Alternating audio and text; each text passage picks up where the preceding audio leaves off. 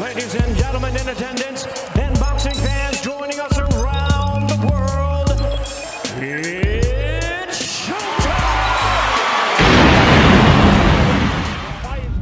Welcome to Big Faces Worldwide, where we talking nothing but this boxing, man. What's good, fam? Hey, listen, man, first off, I want to welcome everybody to the channel.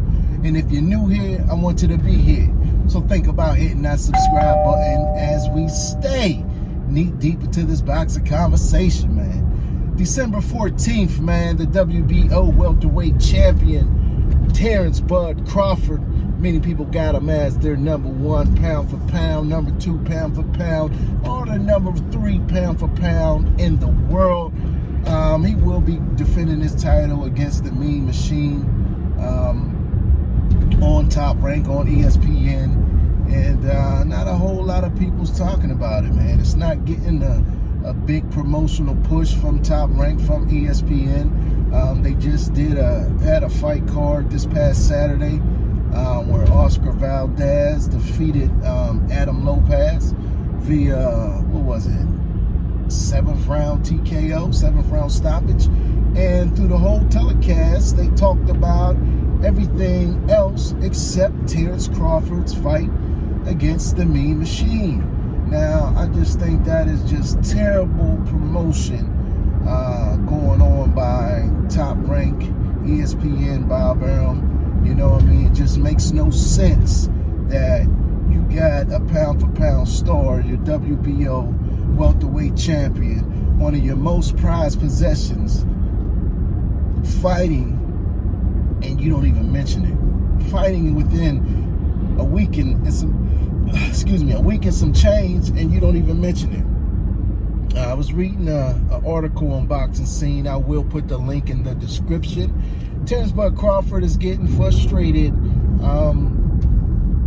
with not the lack of big fights. You understand what I'm saying? Terence Crawford wants to prove that he's the best, but in order to do so, he know that he must fight some of those guys over there at PBC. PBC is, they're heavy in welterweights, man. And Terence Crawford has made it clear that he's willing to fight any of those guys over there at the PBC. He said that, it's not up to Bob to make the fights. It says he'll make the fight. He says these promoters work for the fighter. If a fighter really want to fight somebody, they'll make it happen. You know what I'm saying? Because, at the end of the day, the promoters get paid by the fighters fighting. And Terence Crawford basically was saying that if he didn't get the fight that he wanted, then, he'll just sit on the shelf. You know what I'm saying? He'll just sit on the shelf, and he's basically saying that the promoter would not want that, man.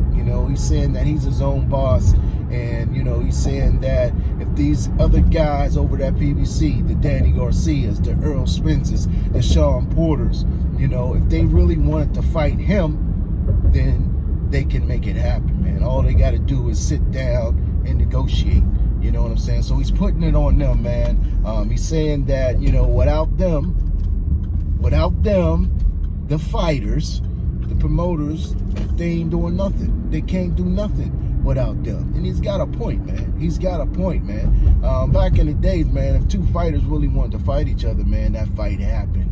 And I believe Terence Crawford, when he says that if these two fighters, whoever they are, if they wanted to fight each other, they would make it happen.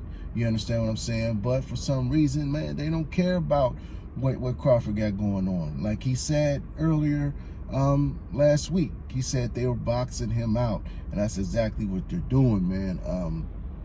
They have so many welterweights over there at PBC, over there the other side of the street, that they don't give a damn what Bud's doing. You know what I mean? They got so many fights, in-house fights, that is easy to make, that they'll get paid good money to fight, that is less dangerous than Terence Crawford, and they're happy with that. They're fine with that. Never mind the opportunity to fight for a world title. Never mind the fact that, you got an opportunity to put the scalp of one of America's pound for pound fighter, one of the world's pound for pound fighters on your resume, you know, they're forgoing all that, man, and said, nah, we're gonna stick with the safe route.